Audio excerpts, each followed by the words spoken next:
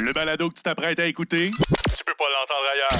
C'est une exclusivité. 88.3, C'est fac. ça part ici.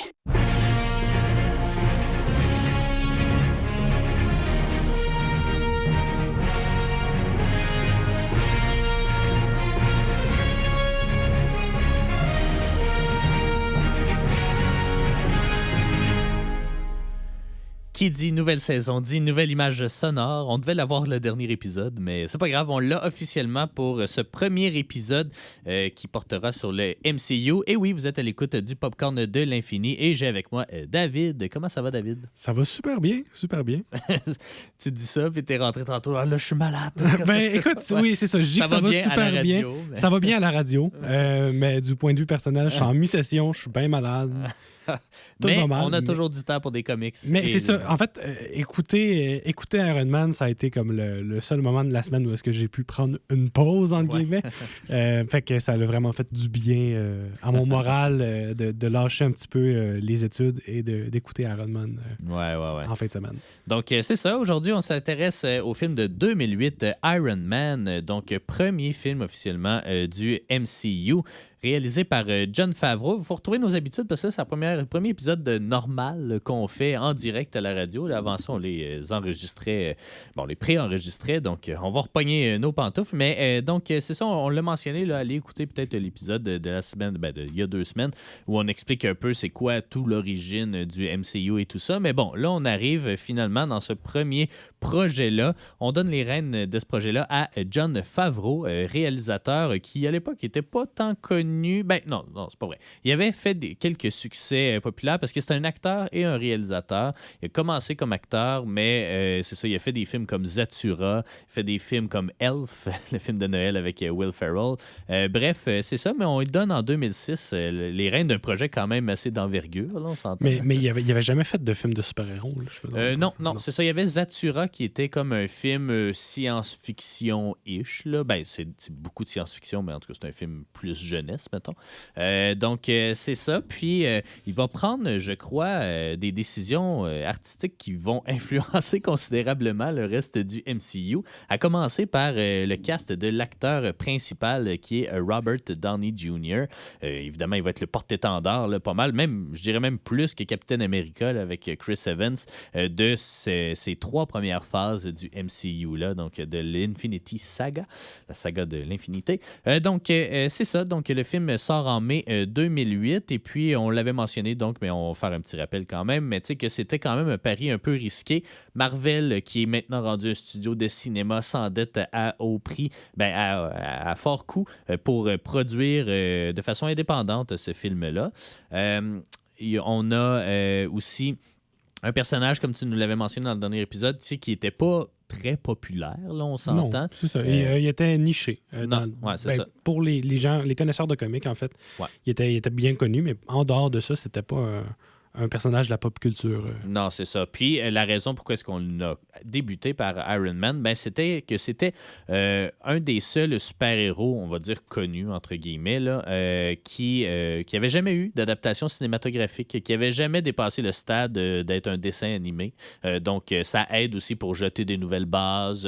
Là, on peut vraiment prendre son temps pour faire une origin story qui a de l'allure, parce que ça n'a jamais été fait avant. Parce que on va se le dire, les 2 choix qui auraient pu être considérés, ça aurait été Captain America et Iron Man. Mais ils ont été avec Iron Man pour de quoi de nouveau, parce que Captain America avait une série télévisée, je me trompe pas. Il y en a eu 2. Il y avait des serials dans les années 40, puis il y avait une série début 90, là, je crois. Fait que peut-être même un film aussi, là, tous pas à la hauteur de ce que le personnage va donner, évidemment. Mais c'est ça, là, on part vraiment à neuf avec une nouvelle équipe, mais rapidement, là, les productions vont s'enchaîner. Là. Déjà, la même année, il y a Hulk qui va venir les rejoindre. Puis après ça, c'est ça, il y aura Captain America, Thor et puis tout ça. Donc, parlant de décisions qui vont influencer pour la suite, évidemment, c'est le premier d'une trilogie à venir. Il y a à la fin un petit caméo qui va bâtir aussi cet univers un peu plus grand-là. On va revenir un petit peu tantôt, mais si je fais un peu la fiche technique du film, on a Rhodey qui est joué par Terrence Howard, qui va être remplacé assez rapidement. Là, on va en parler peut-être tantôt, mais qui va devenir éventuellement donc War Machine, une espèce de... C'est le Robin de Iron Man, là, si on veut. Là. On peut le dire comme ça. On a également Jeff Bridges qui va jouer un des antagonistes, Obadiah Stane. Jeff Bridges qui est un acteur qui s'est promené un petit peu dans des films grand public, des films d'auteur et tout ça, mais quand même un acteur un peu plus sérieux, on va dire, que Robert Downey Jr. Pas qu'il est mauvais, mais il ressort un peu de son... je sais pas, la croisée des chemins ou son pèlerinage un peu là, après des frasques qui vont en tout cas, le concerner à la fin des années 90, début 2000. D'ailleurs, je vais en reparler là, quand on va parler plus profondément du choix de Robert Downey Jr., mais il y a une vie qui fait écho un petit peu à son personnage de Tony Stark. En tout cas, différemment, mais bref, je reviens tantôt. Il y a Gwyneth Paltrow qui va jouer Pepper Potts, qui est si on reste encore dans l'univers de Batman, son Alfred. C'est ça, mais qui est Alfred avec amour, si on veut. Là. Il y a une petite relation amoureuse qui va se développer, pas tant dans le premier film. Non, pas tant que ça. Mais par la suite, là, ça va venir. On pave le chemin vers là, puis on se le cache pas non plus. C'est ça. On a également un autre personnage récurrent, là, quand c'est pas Nick Fury, c'est Clark Gregg qui joue l'agent Coulson, qui lui aussi là, est comme à la tête de S.H.I.E.L.D. Pas la tête, là, mais en tout cas... haut placé chez S.H.I.E.L.D. C'est ça. Puis on a Jon Favreau, le réalisateur, qui joue Happy Hogan ici aussi, puis qui va reprendre son rôle dans plusieurs autres films, même à l'extérieur de Iron Man. Donc voilà. Puis je terminerai avec Paul Bettany, qui n'a pas un grand rôle ici, là, mais qui joue Jarvis, donc cette intelligence artificielle-là. Mais évidemment, il va se transformer éventuellement en Vision, et puis c'est ça.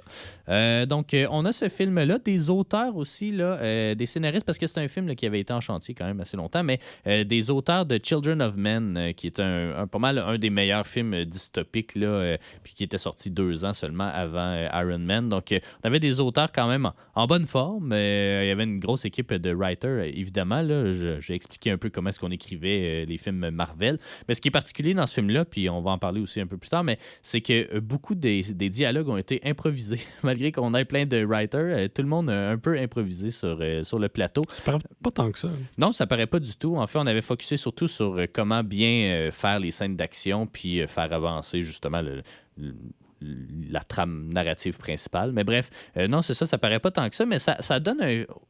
Autant c'est un film que je décrirais vraiment du MCU, mais autant il y a quand même une certaine liberté que je retrouve pas dans des projets récents, peut-être du MCU, où là, on sait que chaque scène est presque importante parce qu'il faut que ça set up quelque chose de plus gros. Ici, tu sais, oui, on lance beaucoup d'affaires, mais ultimement, ça reste un récit quand même très Iron Manien. C'est ça, on sent que c'est son propre film aussi, oui, et pas juste un film parmi d'autres. Fait que c'est ce que j'ai trouvé bien, mais bon. Peut-être résumer rapidement le film avant de partir en pause. Je le fais? Tu le fais? Oui, on peut y aller ensemble. Écoute, ouais. ça commence en Afghanistan. Ça commence en Afghanistan? Oui, ça commence. Ouais. Où est-ce que... Excuse-moi, j'ai écouté en fait ça. Où est-ce que Tony Stark et plusieurs membres de l'armée se font attaquer et Tony Stark est capturé, justement. Ensuite, on retourne en arrière pour retourner aux États-Unis et un peu montrer les événements qui mènent jusque-là.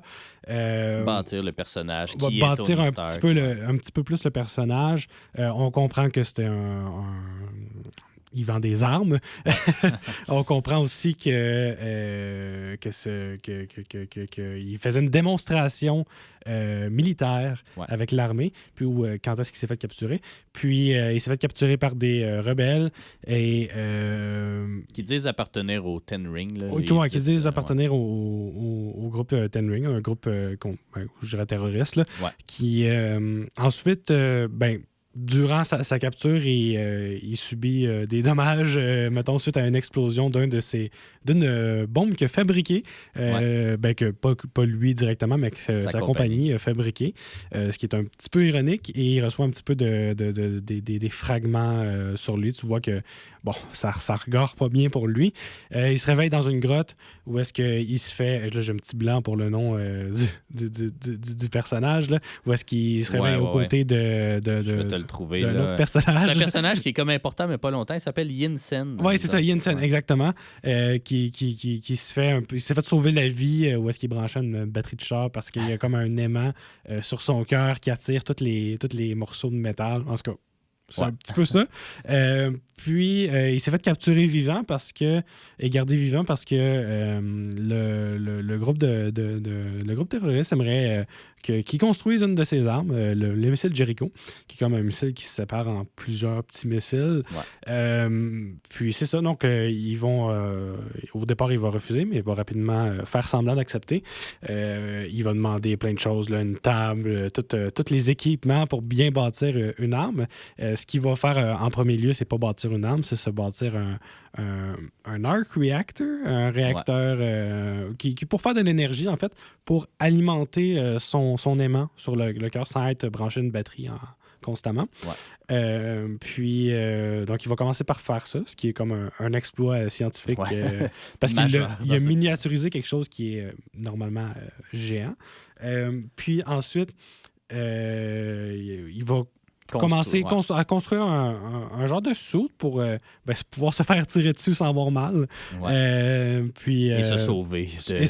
Exactement. Donc, il va cacher ça des rebelles qui l'observent via les caméras et tout ça. Il va évidemment sortir de sa grotte. Puis... Ça va l'avoir marqué à vie, puis là, il va décider, en fait, d'arrêter de vendre de l'armement militaire. Dès son retour. Oui, c'est ça. C'est vraiment un événement qui va le marquer puis qui va changer un peu sa personnalité publique et le destin de sa compagnie. C'est ça. Donc, il y a un genre ça va être plus difficile que ça. C'est ça. Il y a un genre de traumatisme, mais il essaye de... justement, il fait une conférence de presse pour annoncer que Stark ne vendra plus d'armes. Et on se rend compte... Au grand dent de Stain, donc, qui est pas mal la figure paternelle, là, parce qu'on comprend que son père, Howard Stark, est décédé, mais donc mentor et celui qui gère la compagnie. Là, c'est celui qui gérait la compagnie entre Howard Stark et Tony. Et Tony a 21 ans pour pouvoir prendre les rênes. Donc, ils sont pas contents. C'est ça, c'est là-dedans que le film se lance. Puis, éventuellement, après un échec de son soute, là, je veux dire, il va se faire briser après une utilisation. Je pense que c'était une utilisation. Il va refaire le soute pour pouvoir garder ça entre ses mains puis devenir un genre de justicier, aider parce qu'il va se rendre compte facilement que les armes continuent d'être vendues puis qu'on continue de causer des dégâts. Donc, on va essayer d'arrêter ça.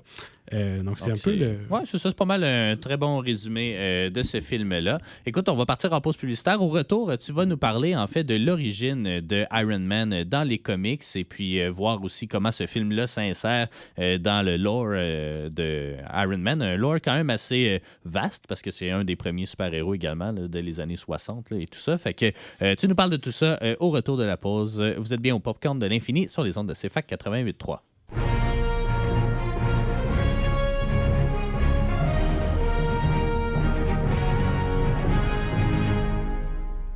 Vous êtes de retour au Popcorn de l'Infini et on parle encore du film Iron Man de 2008. David, Iron Man...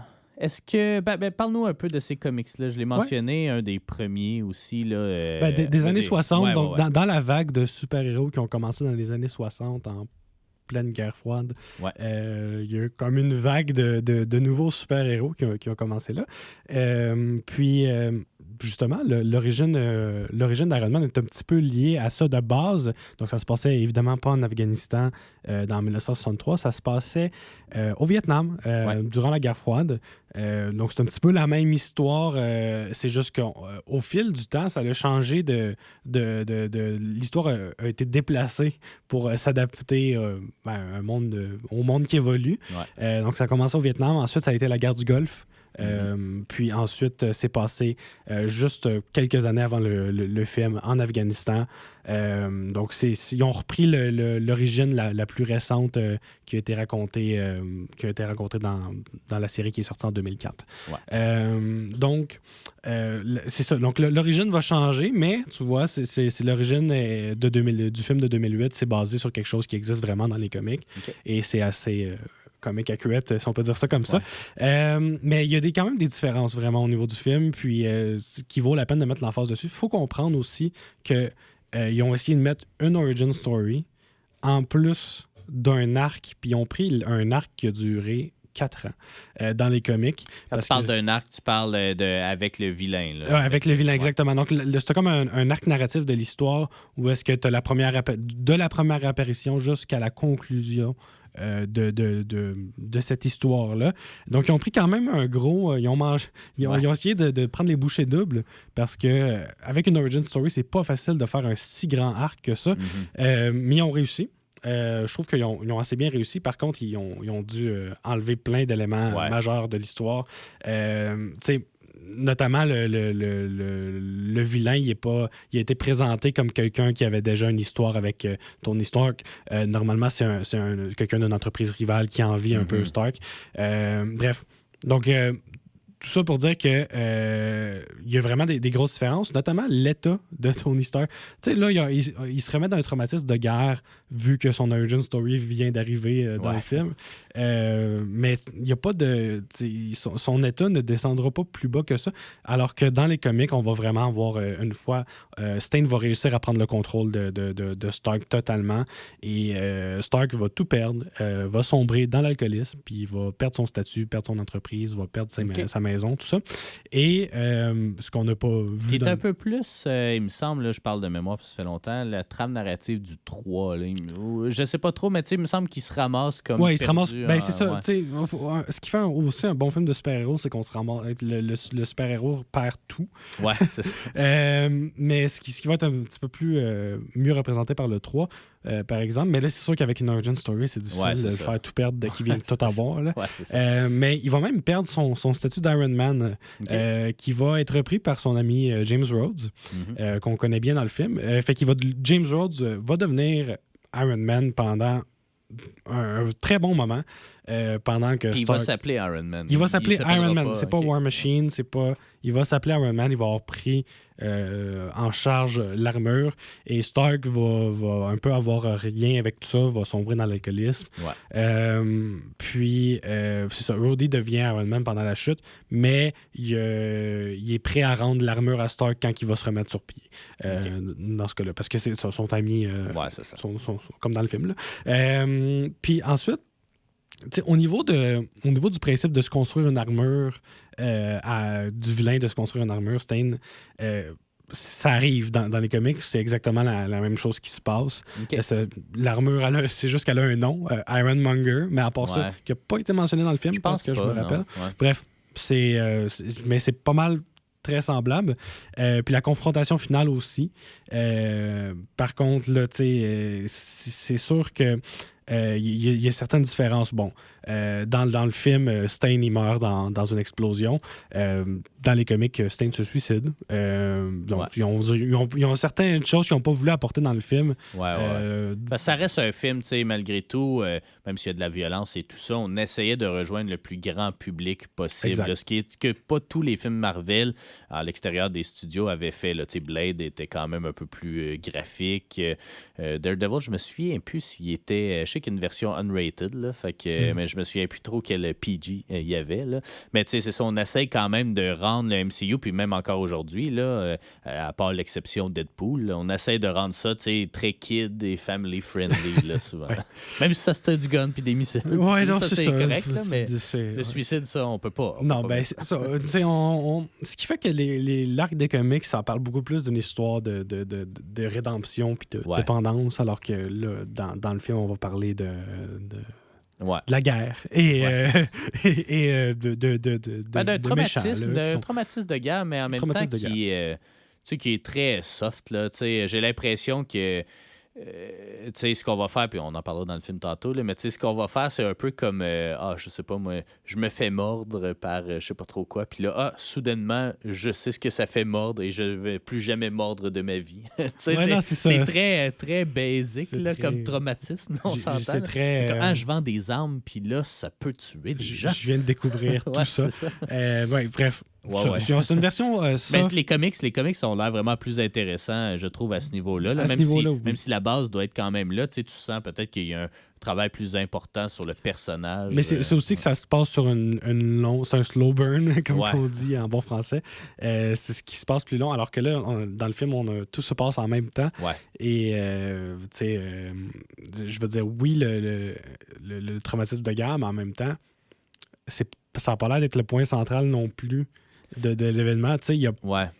oui, il est affecté, mais... Il y a une transformation qui explique pourquoi il veut maintenant faire le bien plutôt Ouais. que juste s'en foutre. C'est ça. Mais ultimement, c'est ça. Il reste que il n'y a pas si changé que ça, au niveau de l'attitude, de l'ego, de ces affaires-là. Là, Non, c'est ça. Il n'a pas, Ouais. pas changé toute son attitude. Tout ça, c'est pas resté... ça n'a pas changé tant que ça. Non. Mais reste que...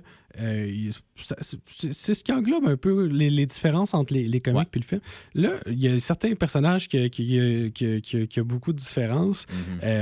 Stein, notamment, qui dans le film, va avoir une origin complètement différente des comics.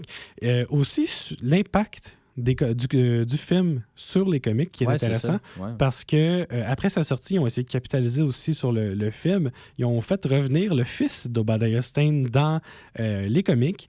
Donc, ils ont restarté un petit peu ça en mai de 2008 pour donner un nouveau go. Parce que aussi, à ce moment-là, on venait de sortir d'une série comique d'Iron Man qui était un petit peu intense, on peut dire ça comme ça. Là. Beaucoup de choses qui se passaient. Il y avait Civil War, il y avait plein de choses qui se passaient là-dedans. Donc, on a essayé de le recommencer après la sortie du film, de genre un soft reboot un petit peu du personnage pour un petit peu utiliser le hype du film, ce qui a très bien marché aussi. Ouais. C'est dans la mouvance aussi de vouloir un peu merger toutes les formes de divertissement Marvel. Là. On sentait vraiment, la MCU, c'est un peu une réaction au fait qu'ils aient vendu des droits à gauche et à droite sans avoir gardé le contrôle créatif. Fait que là, on sent qu'ils veulent que tout travaille de pair, puis c'est une décision marketing, on s'entend. Ben, il y mais avait tout même pour les avantage. comics, c'est ça. Pour les lecteurs aussi, c'est le fun d'avoir cette convergence-là. Là. Mais il y avait tout avantage, justement, de repimper l'image d'Iron Man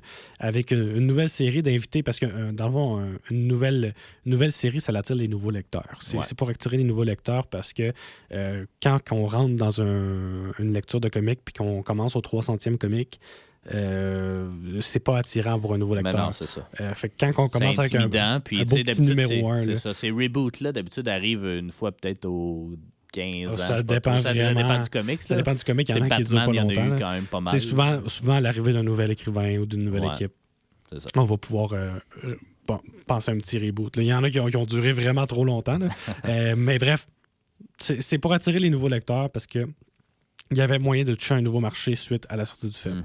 Un personnage qui m'a marqué par son absence, mais sa présence aussi. Il est quand même présent, mais absent. Ouais. C'est Jarvis. Ouais. Jarvis qui est dans le film une intelligence artificielle, un genre d'assistant numérique qui va éventuellement devenir en partie Ultron et en partie Vision.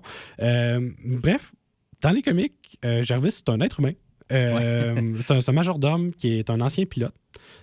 Puis c'est un peu le servant de la famille Stark et des Avengers aussi. Puis c'est une figure paternelle puis un peu le côté humain de Tony. On l'a pas mis pour moderniser un petit peu l'univers avec l'intelligence artificielle, puis accélérer... il n'y avait pas de place pour un autre personnage secondaire. C'est parce que c'est ça, tu sais, Pepper Potts est un peu, justement, cette assistante personnelle-là qui n'est pas un majordome. Là. Puis de toute façon, un majordome, aujourd'hui, ça existe un peu moins. Là, non, c'est ça, c'est sûr. Mais, tu sais, c'est ça. Pepper Potts vient prendre un petit peu le rôle d'assistante de la famille Stark.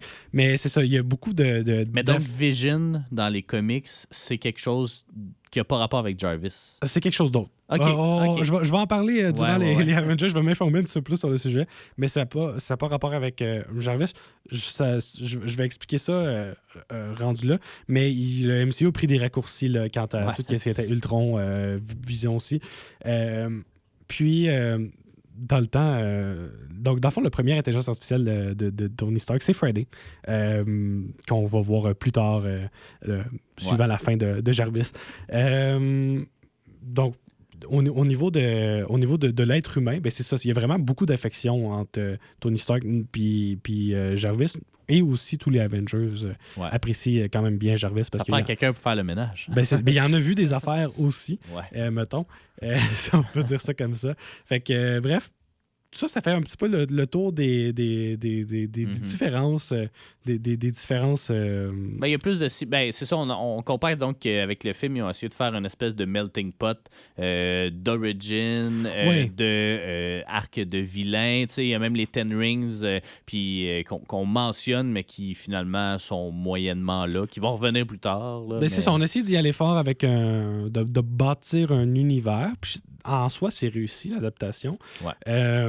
Mais c'est ça, on n'a pas non plus... Ça fait qu'on a dû sauter par-dessus certains éléments qui rajoutaient, je trouve, selon moi, beaucoup au comic, mais que c'était comme l'échange à avoir pour avoir un film qui va toucher le plus de monde possible. Peut-être qu'Iron Man aussi, vu sa popularité, des comics, mais en tout cas, qui n'est pas le plus populaire. Peut-être qu'il y avait moins de trames narratives marquantes, là, comme Spider-Man, où il y avait Spider-Man No More, par exemple, ou des arcs quand même assez condensés, mais avec une histoire qui est assez intéressante pour en faire un film en soi. Là. Peut-être qu'Iron Man, vu que c'est un peu plus éparpillé dans le temps, puis tout ça, puis qu'il n'est jamais... il y a sa série, mais il est aussi dans Avengers, il se promène un peu d'un comic à l'autre aussi, parce qu'il représente ce Howard Stark-là, qui est tentaculaire un peu, là, mais peut-être que c'est ça, il n'y avait pas de trame narrative assez bonne toute seule pour en faire un film. Fait que c'est pour ça qu'on a décidé d'aller vers un collage. On a peut-être y aller avec le melting pot. En soi, le vilain, je trouve que c'est un bon choix.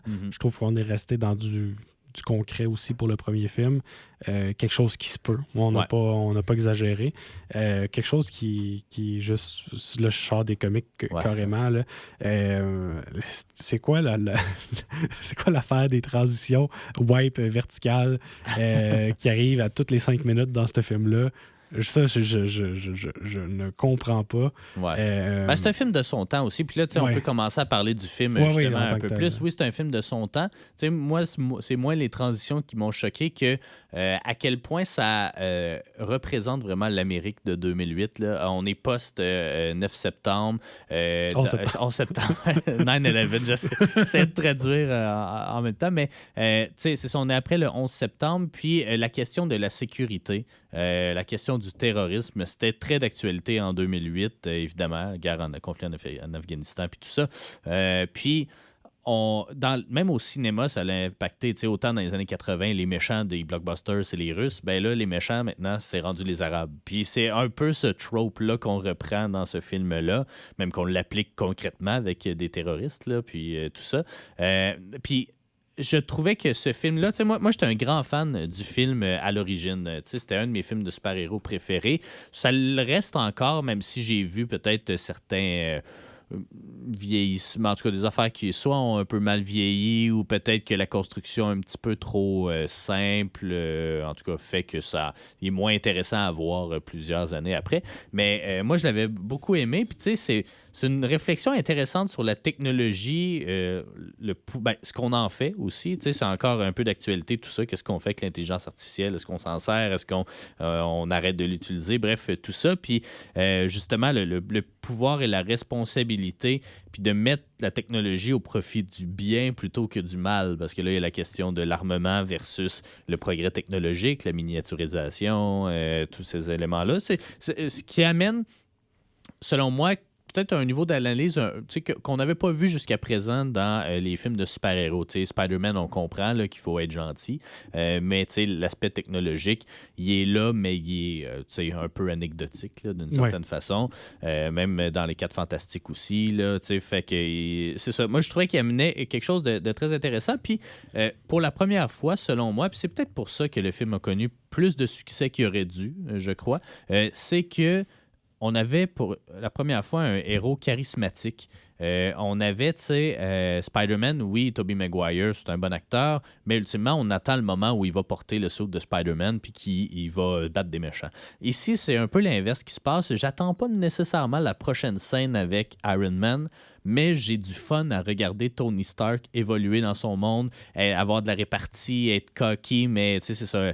Je pense que la direction que Jon Favreau avait donnée, c'est likable asshole. Là, tu sais, c'est comme, on l'aime, même si, tu sais, je serais pas capable de passer plus que 10 minutes avec ce type de personne-là. Là. Puis je pense que Robert Downey Jr. réussit vraiment à faire ça. Puis tu sais, c'est comme le casting parfait parce que je crois que dans la vie, il est un peu comme ça aussi.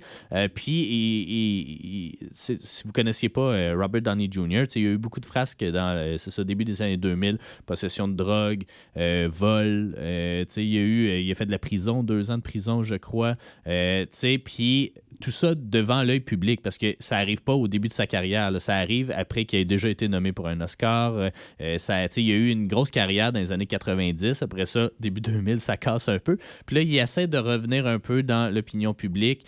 Ça s'est passé dans des films comme Kiss Kiss Bang Bang, qui est là d'ailleurs que Jon Favreau a fait « OK, c'est lui que ça va me prendre. » Puis c'est un film réalisé par Shane Black qui va finir par faire Iron Man 3. Fait que, en tout cas, bref.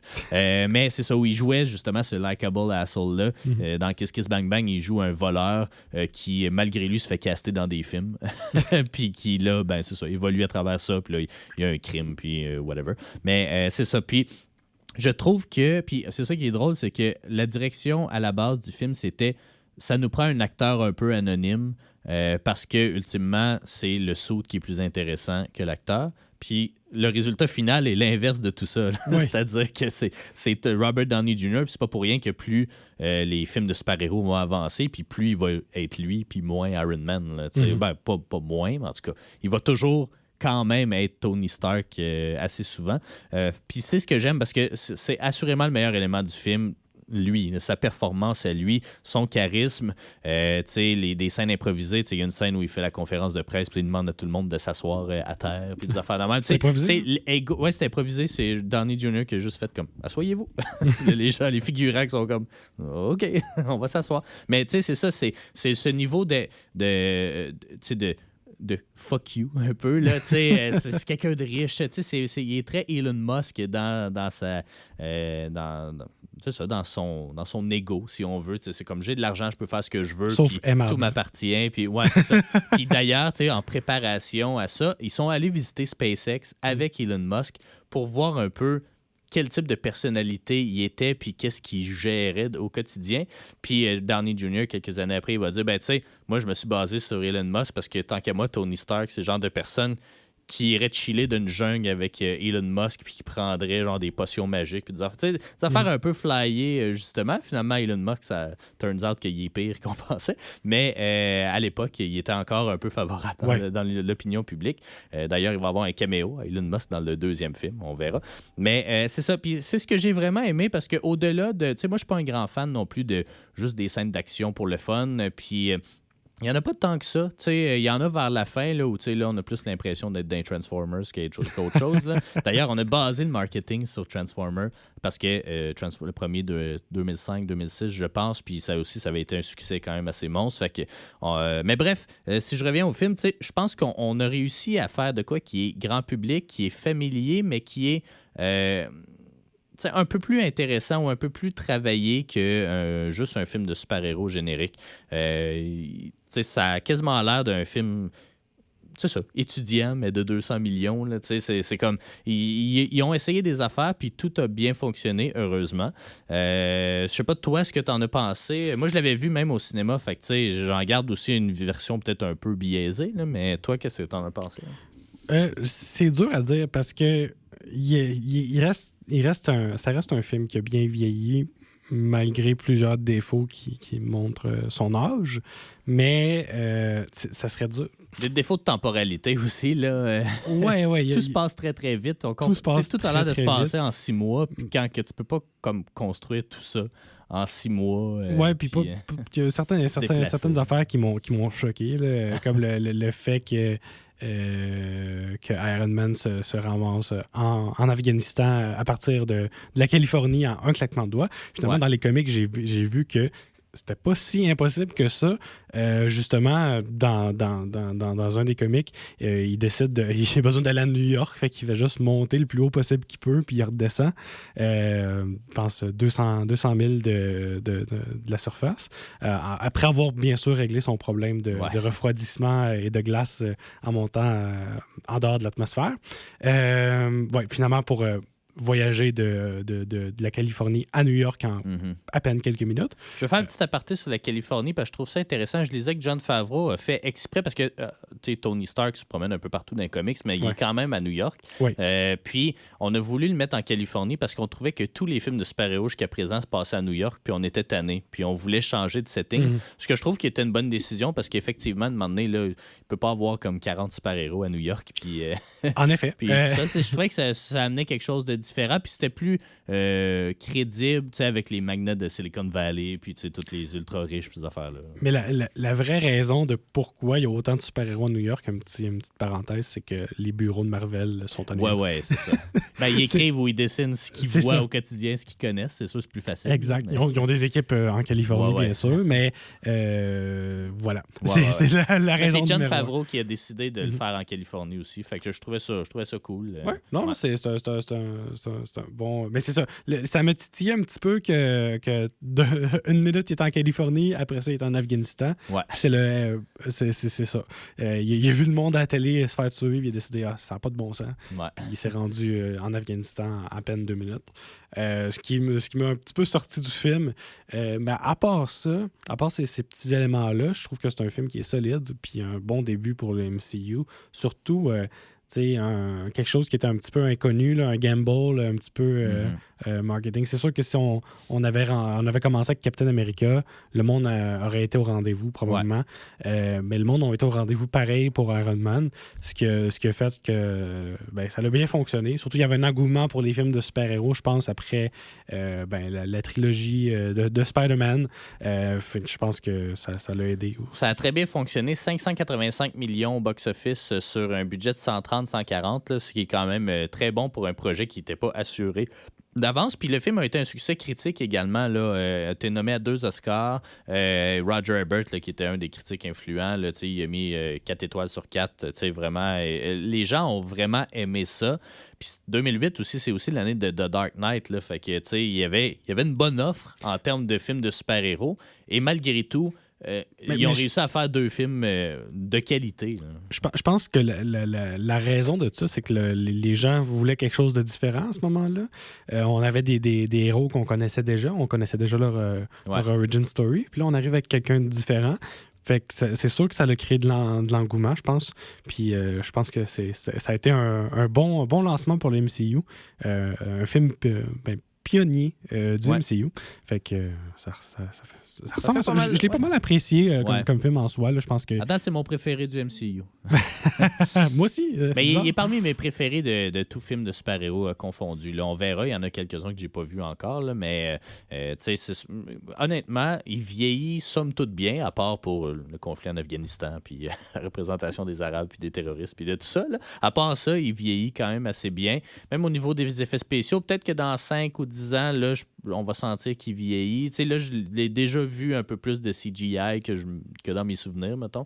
Mais le fait qu'ils ont construit vraiment un vrai suit ou qu'ils ont tourné avec des vrais suits, ça paraissait aussi parce que il est beau le suit pour vrai. Là. Il est très flashy, rouge or. C'est très. Ça flash à l'écran quand même. Là. Fait que non, moi aussi j'ai beaucoup apprécié. Puis le 2 ne sera pas à la hauteur, malheureusement, mais le 3, on revient vers quelque chose de peut-être un petit peu meilleur. Là, mais non, c'est ça. Donc, voilà. Si t'as rien d'autre à ajouter. Non, j'avais rien d'autre à ajouter. C'était un solide film. Solide performance. Je pense que c'était un bon home run pour le départ. Oui, exactement.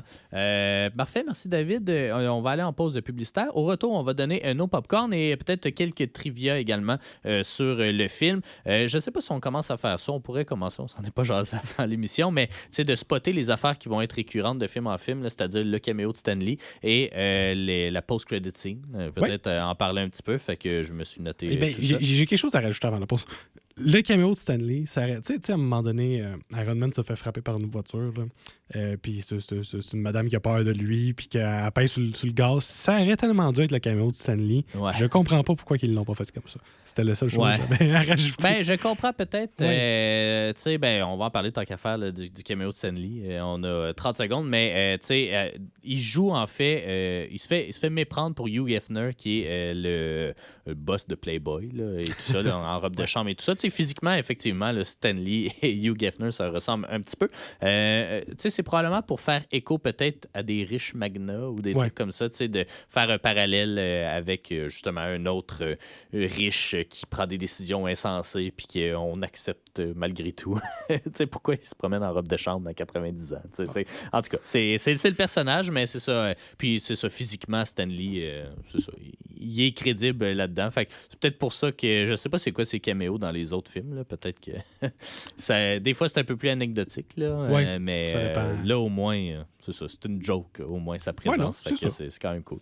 On s'en va en pause publicitaire. Au retour, on octroie nos fameux popcorn.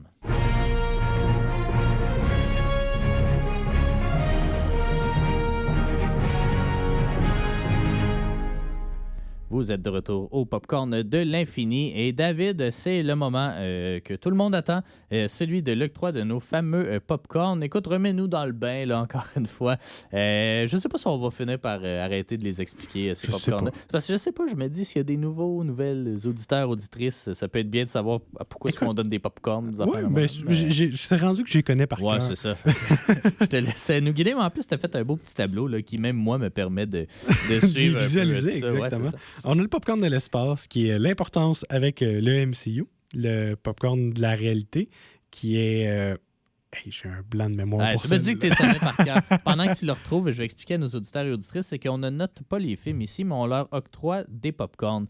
Donc, c'est une façon un peu de voir à quels critères le film correspond. Fait que là, David nous a expliqué l'espace, nous a expliqué la réalité. Non, donc, je ne l'ai pas expliqué encore la réalité, qui est le réalisme du récit, en fait. Ouais. Ce qui fait assez du sens. Ensuite, on a le popcorn du pouvoir, qui est la qualité des scènes d'action, des effets spéciaux.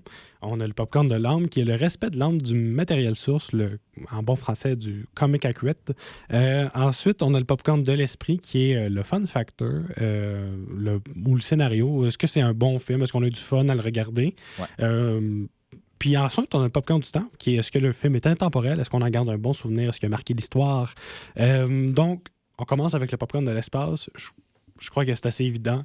Le pionnier, j'ai déjà dit pionnier du MCU, vraiment un solide départ pour le MCU, mais on a comme pas le choix d'y donner le popcorn de l'espace. Ce qui est intéressant, par contre, ça va être le popcorn de la réalité. Est-ce que le récit est réaliste ou pas? Moi, je serais prêt, en fait, à donner un demi popcorn. Je vais expliquer pourquoi il y a des éléments pas réalistes, selon moi. Ça va à la temporalité du récit. Tout se passe assez rapidement. Pas juste dans les déplacements, mais même dans le développement des choses. Là.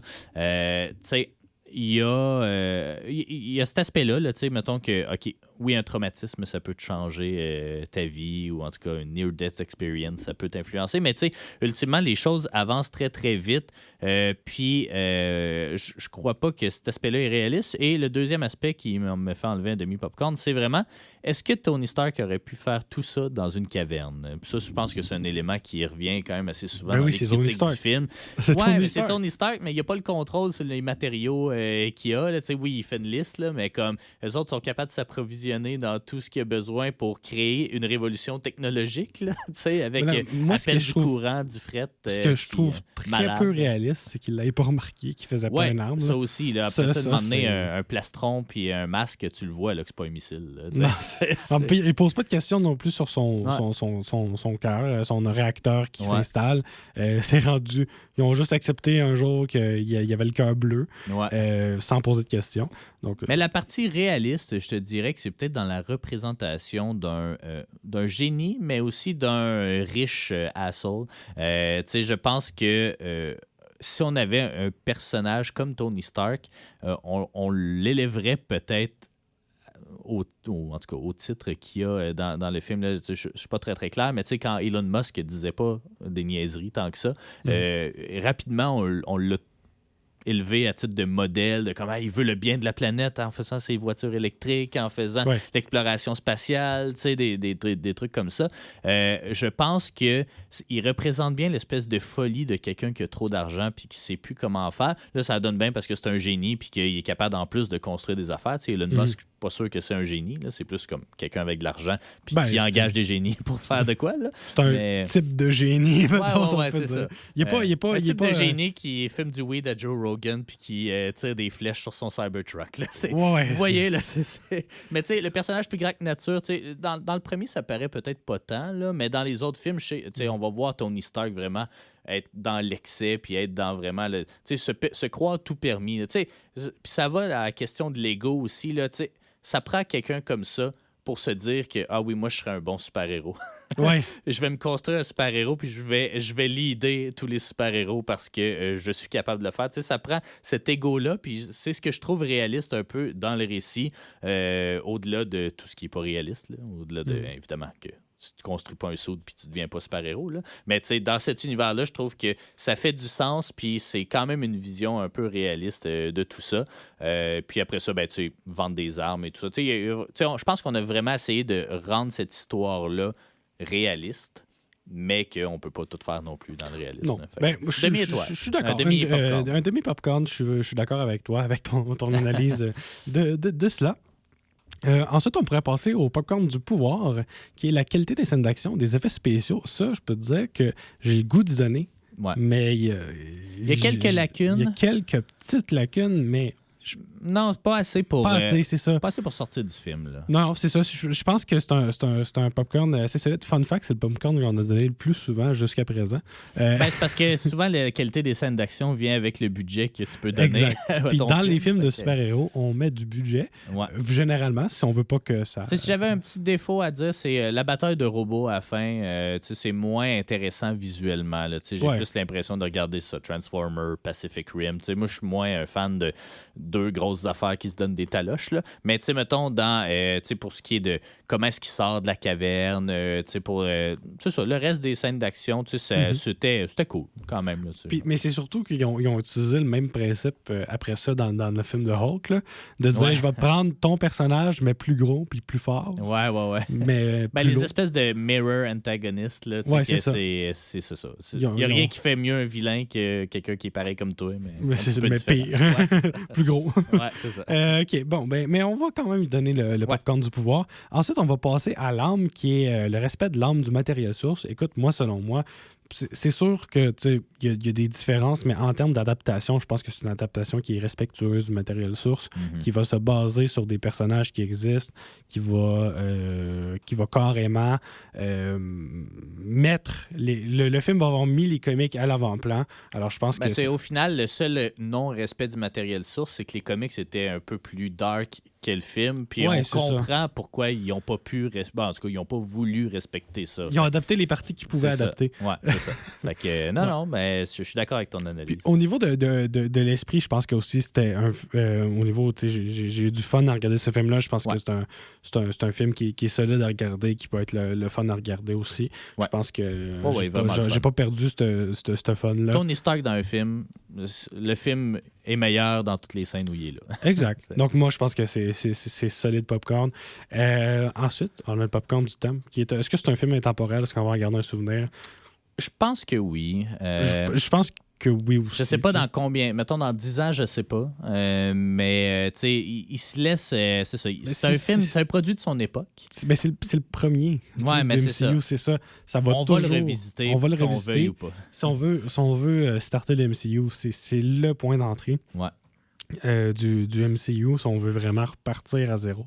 Donc, je pense qu'on n'arrêtera jamais de revisiter ce film-là, comme on le fait aujourd'hui, que ce soit après la fin du MCU ou quelque chose comme ça.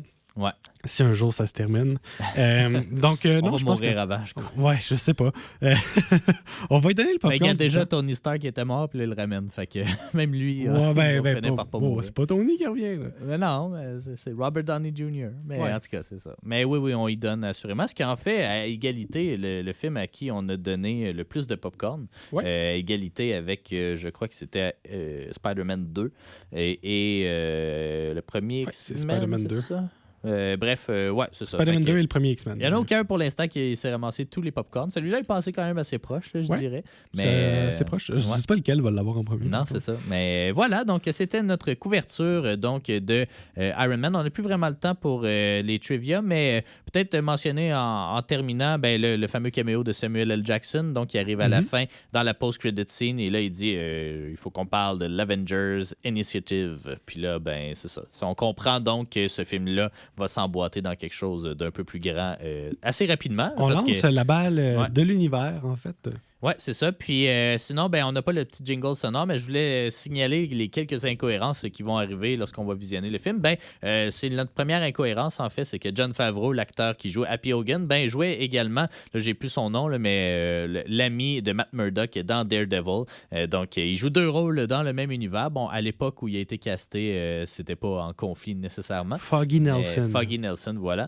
Mais c'est ça, ça va le devenir quand Daredevil va devenir canon dans Deadpool et Wolverine. Fait qu'on a encore 15 ans de film avant de se rendre là. Mais c'est ça, donc puis on a déjà mentionné le caméo de Stan Lee. Donc voilà, prochain épisode, ben ce sera le film The Incredible Hulk, donc de la même année, 2008, dans lequel Robert Downey Jr. fait une apparition également. Donc on va tout lier tout ça. Et puis voilà, merci d'avoir été à l'écoute. Merci David de t'être plongé dans l'univers d'Iron Man au niveau des comics. Tu devras faire de même pour Hulk très prochainement. Oui, je vais me Lui plonger aussi, dans... qui est un des dans OG. Exact. Fait que c'est ça, une très riche histoire. Bref, c'est ça. On vous parle de X-Men, voyons, de Hulk et bien plus au prochain épisode du Popcorn de l'Infini. Merci beaucoup et bon visionnement d'Iron visionnement. Man si c'est pas fait. On retourne en musique.